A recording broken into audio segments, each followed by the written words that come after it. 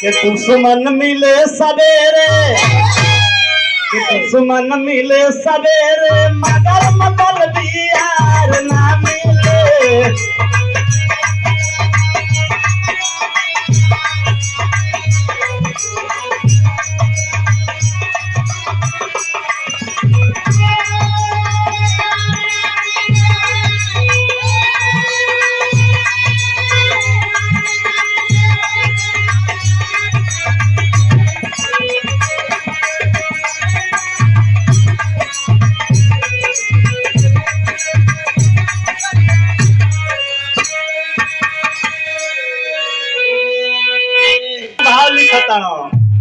कि कहियो मिल जाई,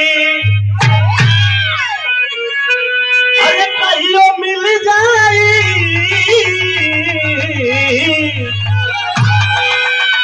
कहियो मिल जाई, कहियो मिल जाई ए भैया माटी में मटिया।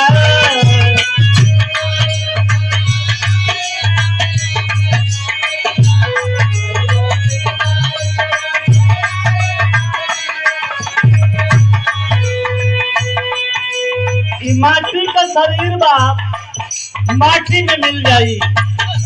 लोग बतावे कि फलाना के स्वर्ग होई, फलाना के नरक होई।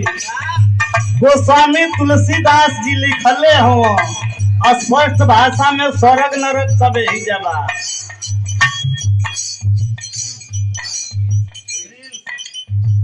और 20 रुपए का पुरस्कार प्रिंस मुन्ना के तरफ से बहुत बहुत आशीर्वाद। सब भैया के नमस्ते प्रणाम बा। गोस्वामी जी लिखले हो कृषित भोजन छेर धन और कुलच्छन नार, तापर बसन मलिन हो नरक लक्षण है चार। कृषित भोजन का मतलब बसिया खाना जेके मिलत होखे, छेरी का धन होखे। छेरी का धन समझता जानो, घर केतनो बढ़िया होखे दुआरे पर छेरी होखे पर।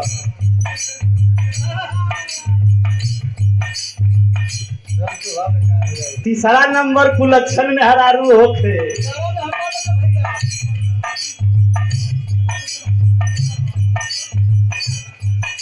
आ कपड़ा फाटल होखे वो ठीक बा, लेकिन साफ सुथरा होखे के चाहिए। का हरे बाबू नाम बताओ? सुशील शाह ने 20 रुपए का पुरस्कार। बाबू को बहुत बहुत आशीर्वाद। सब भैया के नमस्ते प्रणाम, आशीर्वाद का कामना हो। मने बसिया खाना जे के मिलत होखे, छेरी का धन होखे, कुलच्छन में हरारू होखे। फाटल बा चली, लेकिन मोइल कुचैल कपड़ा होखे तो जान लो यही जन नरक भोगत हो। ऐसे बड़ा नरक धरती पर कुछ नहीं। कवि जी ऐसे लिखता तो कहियो मिल जाई, कहियो मिल जाई ए भैया माटी में मटिया।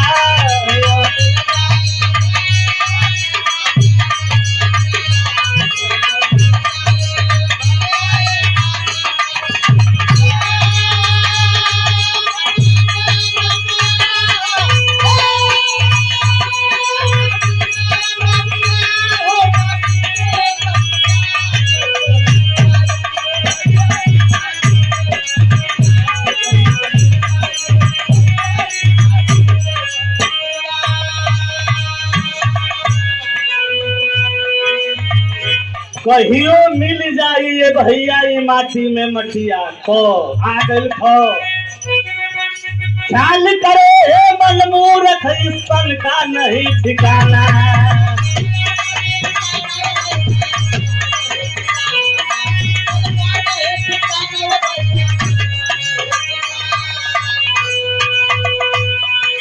गफलत में एक दिन चली जाई बात, गफलत में एक दिन चली जाई बात, छूटी माल खजाना। गफलत में एक दिन चली जाई बात, छूटी माल खजाना। घरवा कुटुम कबीला भाई बहन धोखा के सतिया।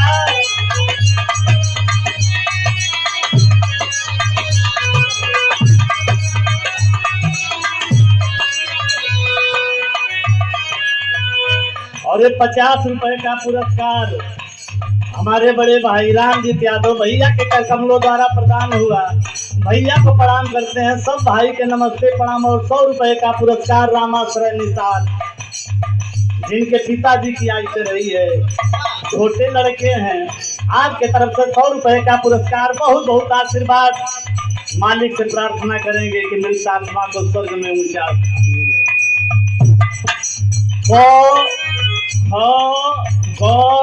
अंग मने कुछ ना मने ई माटी का शरीर बा, सब खिलौना बा, सब यही जे छूट फूट जाई, कुछ संगे जाए वाला ना हो। भाई बंद सब धोखा के टाटी बा। आ गई चो से कैसे बाबू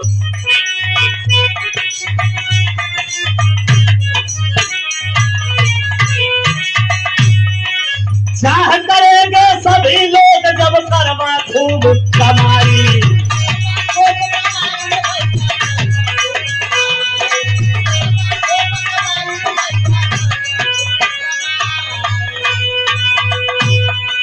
छूट जाई जहद नहीं पलवा, छूट जाई जहद नहीं पलवा के साथ ना जाई। जय बाया अकेला, जय बाया अकेला का धोखा के बनवा कटिया।